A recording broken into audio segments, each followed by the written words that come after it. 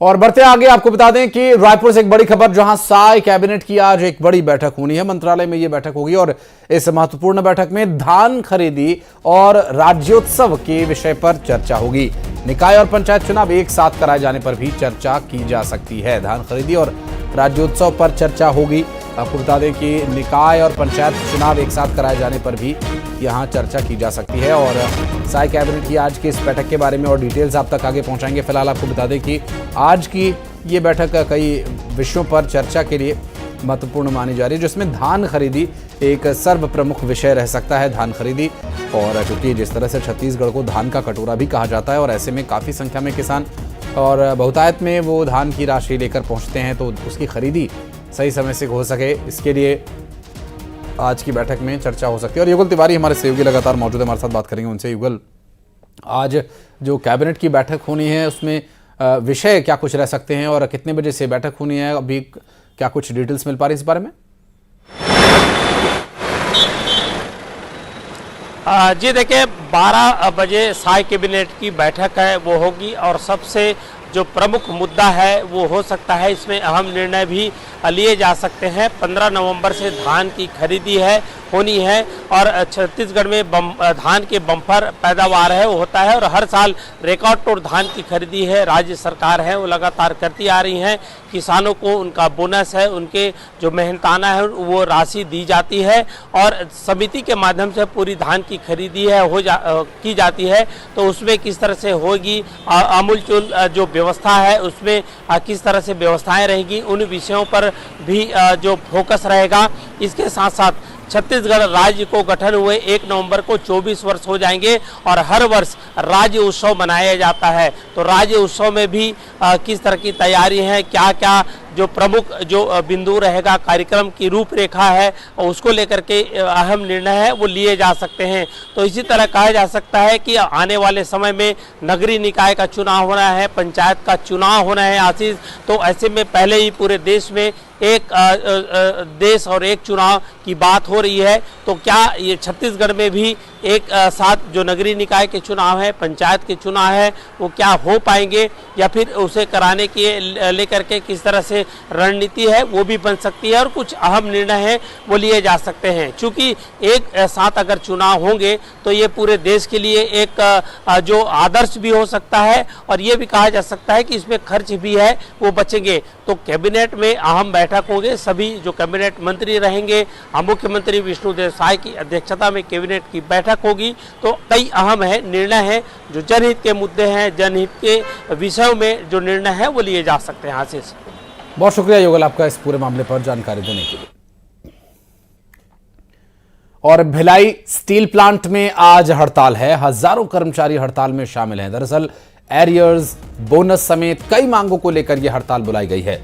संयुक्त trade union की अगुवाई में यह हड़ताल बुलाई गई है। भिलाई स्टील प्लांट में आज की हड़ताल एरियर्स और बोनस के विषयों को लेकर की जा रही है और साथ ही इसके अलावा भी कई और महत्वपूर्ण विषय इसके शामिल हैं। और आज भिलाई स्टील प्लांट में होने वाली हड़ताल को लेकर एहतियाती तौर पर यहां पर पुलिस कर्मचारियों की भी तैनाती की गई है।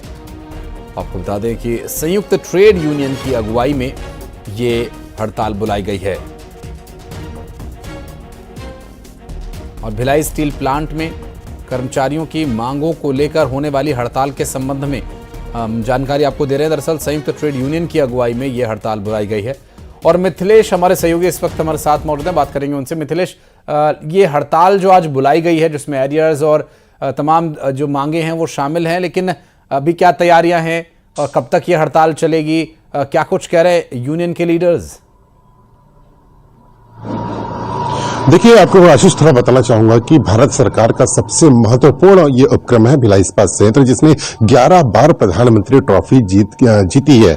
और ये लगातार ये देखा जा रहा था कि वेज रिवीजन है, बोनस का मुद्दा है, एरियर्स का भुगतान है जो काफी समय से लंबित पड़ा हुआ है। इसको लेकर कई बार ट्रेड यूनियन के लोग प्रबंधन से आमने सामने भी हुए, कई बार बैठक भी हुई है, लेकिन विफल साबित। बहुत शुक्रिया मिथिलेश आपका इस पूरे मामले पर जानकारी के लिए। मध्य प्रदेश के कर्मचारियों के लिए बड़ी खुशखबरी आई है, जहां कर्मचारियों से जुड़ी एक बड़ी खबर, महंगाई भत्ते को लेकर यह सबसे बड़ी खबर। मोहन यादव सरकार ने महंगाई भत्ता बढ़ा दिया है। 1 जनवरी 2024 से 50% महंगाई भत्ता लागू किया गया है। आपको बता दें कि ये मध्य प्रदेश के कर्मचारियों के लिए एक बड़ी और खुशी की खबर है, जहां मध्य प्रदेश के कर्मचारियों से जुड़ी ये जानकारी मिल रही है। महंगाई भत्ते को लेकर ये सबसे बड़ी जानकारी दी जा रही है। दरअसल मुख्यमंत्री डॉक्टर मोहन यादव की सरकार ने महंगाई भत्ता बढ़ा दिया है और ये 1 जनवरी 2024 से 50% महंगाई भत्ता लागू है।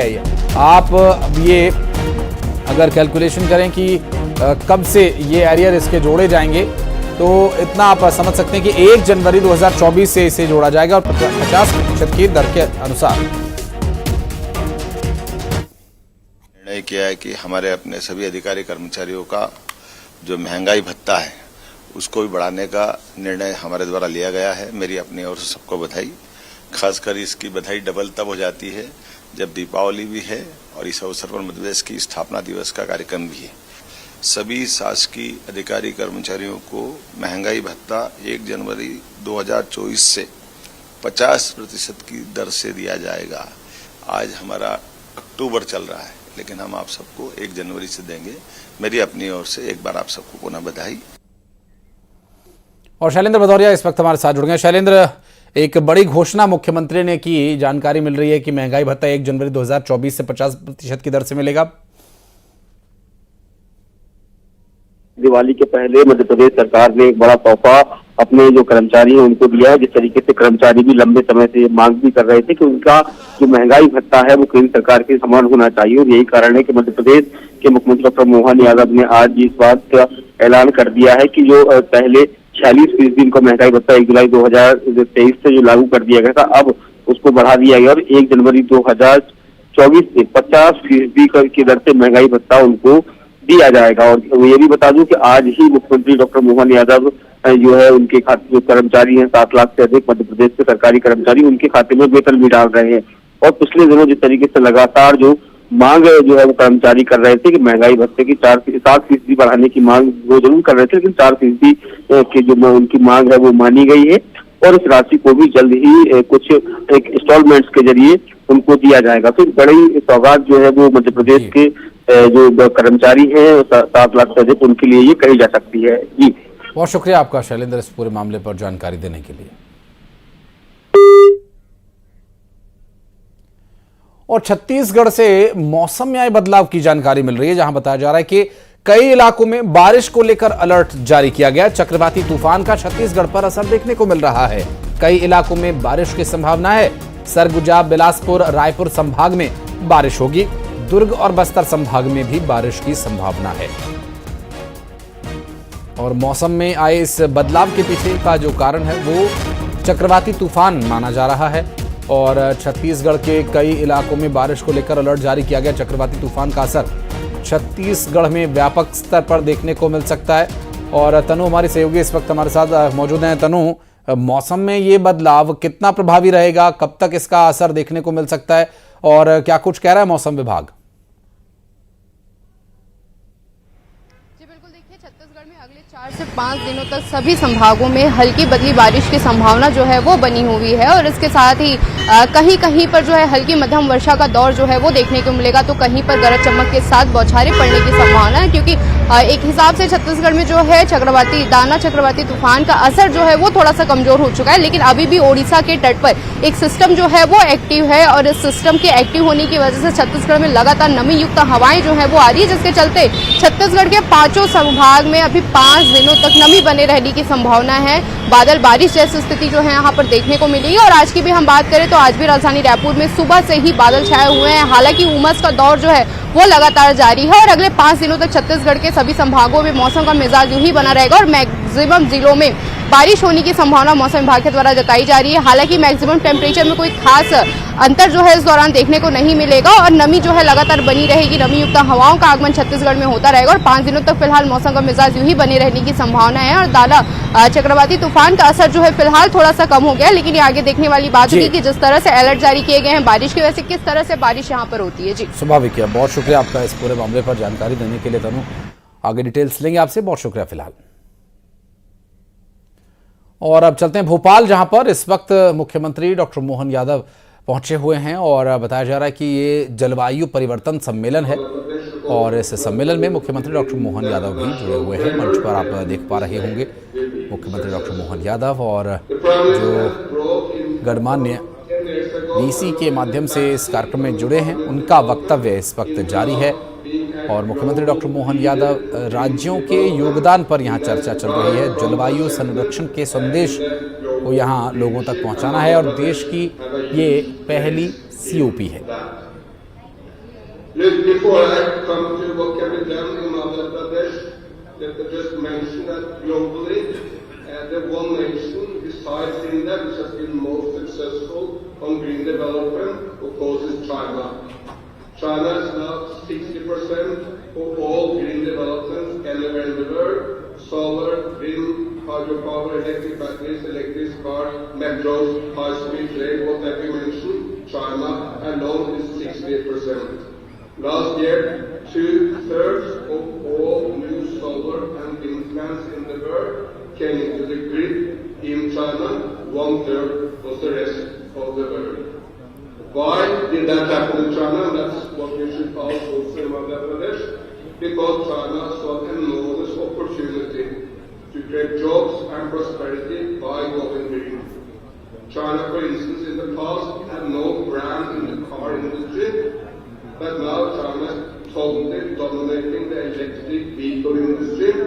I just visited some of the biggest cities in China, and all scooters, all buses, all taxis, many trucks, and half of all new cars are electric because these are creating enormous amount of jobs because they're delivered by Chinese companies.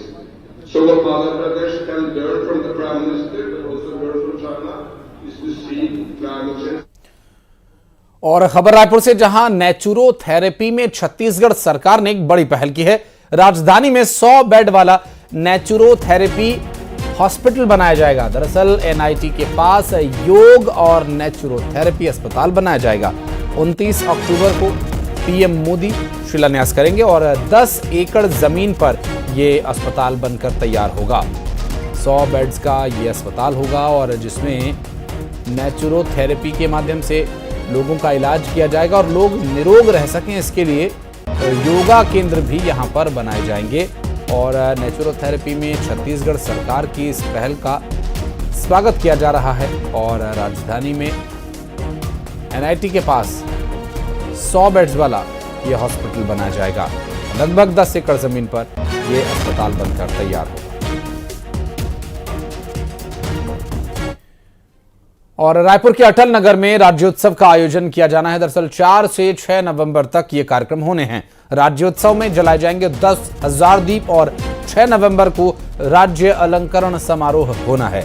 और यहां बॉलीवुड के मशहूर पार्श्व गायक शान समेत कई कलाकारों के कार्यक्रम प्रस्तावित हैं और वो कार्यक्रम यहां पर होंगे राज्य अलंकरण समारोह में।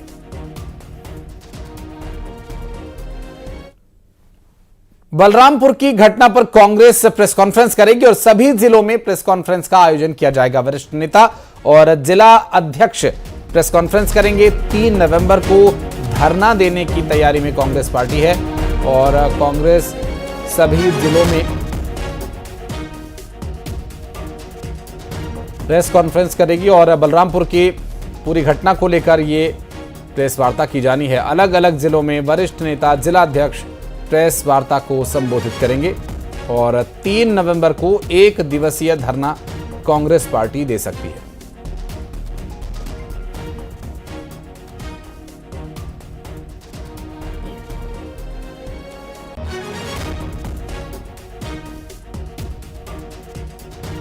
और बढ़ते आगे फटाफट अंदाज में 20 बड़ी खबरें आपको दिखाते हैं।